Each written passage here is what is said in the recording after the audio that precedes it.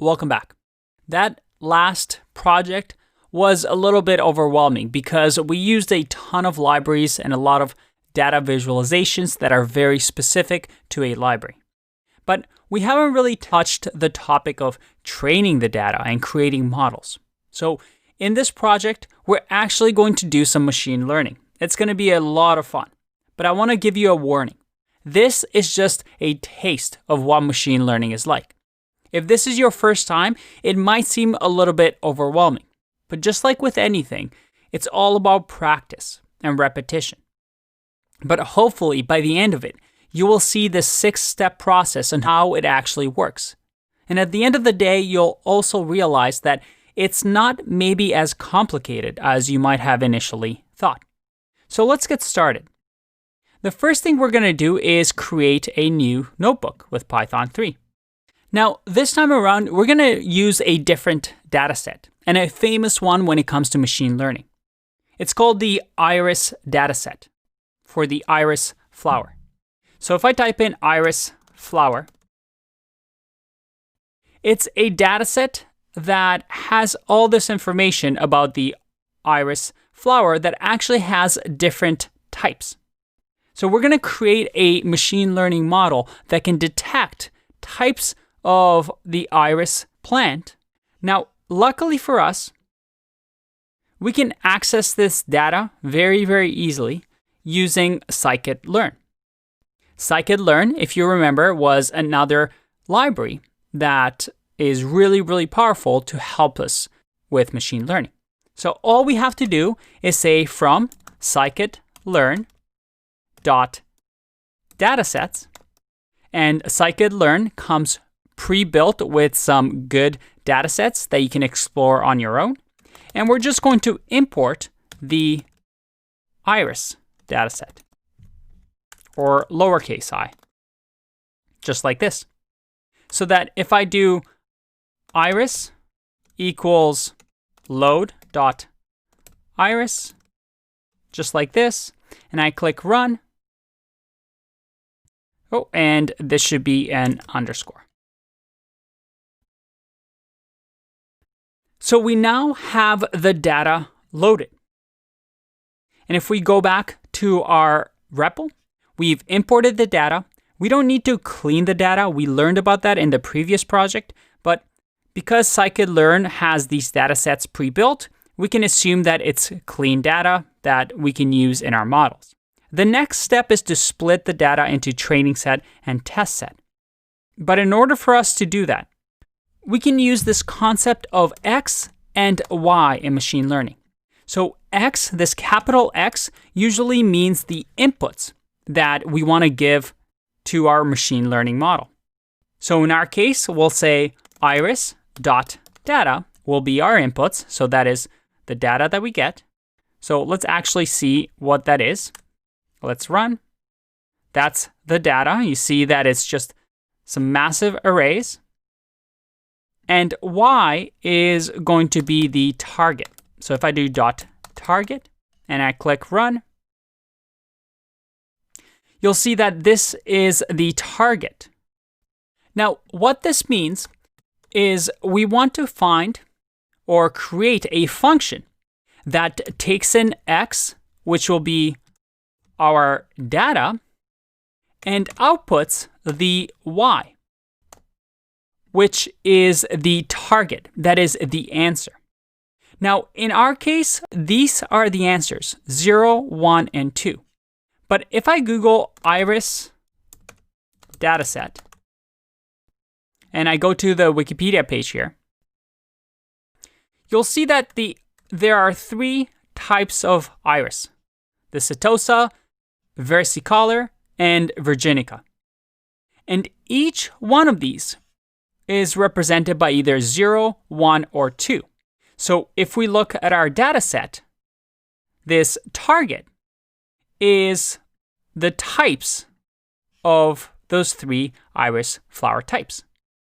So the target in this case that comes pre-set with the scikit-learn library is this is the data of the images. So again, if I remove this and hit run, this is the image. So each list is a piece of data that represents by some parameters the iris flower. And then we have the target, which is the answer, is when we input this data, what is the output? Which one of the 3 flowers is it? Now, if I go to Kaggle and I actually type in the iris dataset,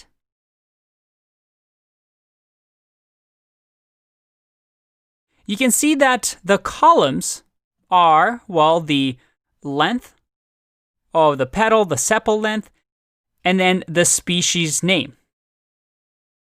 So you can see here that these are the columns that it's testing for. And you can see these are the numbers that we get in that array, and each one corresponds with different type of the iris flower. So let's get back to that. I'm going to say that capital X is going to be our data, our input. And then Y, lowercase y, and this is just a standard, will be our target. Finally, we actually want to get the feature name, so each item in the list here is a feature. Remember, that's what these columns are. These columns are the width, the length of the petal, and the sepal. So we can store that by simply saying feature names as the iris dot feature names, again, which comes pre-built with the iris dataset. And then the target names will be the iris dot target names. Again, if I run this, let's do feature names first. There's the columns. And if I do target names, you see that these are the 3 options.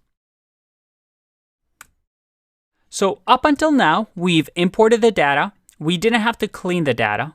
We haven't really split the data yet, but we're at least starting to understand our data and perhaps what it contains. So once we've understood the data, and knowing that we have this information, we can now start splitting the data into a training and data set. Because right now we're doing supervised learning because these are labeled, right? We have all the data that we need, and we also have the answers that we need so we can test our model. By the way, before I show you how to split the data, what do you think the type of X is? Can you guess? It's a NumPy array. Remember that library NumPy that I told you allows us to use multi-dimensional arrays? Well, underneath the hood, this dataset is a NumPy array. It's a little bit more feature-rich than just a Python list. Anyway, let's start to split our data. So what we want to do here is from the scikit-learn library, I want to grab the model selection. And in here, we're going to import the train test split. Now, what is that? Let's Google and find out.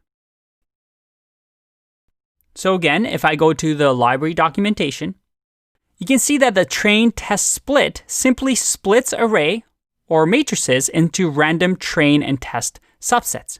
So it just randomly decides for us how it's going to split the data into the training data and the test data. So now we can use it in an interesting way. We can simply say X is the training dataset, the X test dataset, the Y train dataset, and then the Y test dataset.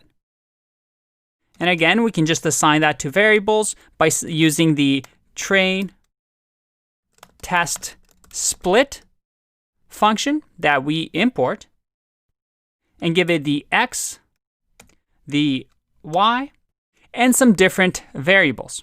So for example, over here, if you can see, we have things like test size or random state or shuffle, different variables that we want. Again, you can read this on your own. In our case, let's just say that the test size will be 0.4. Now, let's have a look at what kind of data we have now. So if I do print x the train data, and we can do dot shape here, and we'll also print the test shape. If I run this, it returns what we call a dimensionality of the array. So that is how many rows and columns. So it's got 4 columns and 90 rows. So our train data has 90 rows and our test data has 60 rows.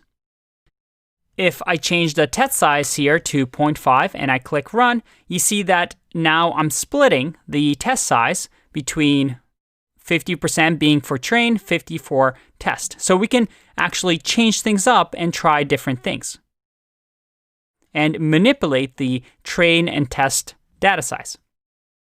Ideally, though, we want to have more train data than tests, just because remember, the more data we have, the better our model is going to get. And this is going to be the same for the yTrain and the yTest variables as well. Congratulations, we've just split the data into training set and test set. We now have some exciting steps ahead, such as creating the model. Let's take a break and learn how to do that in the next video.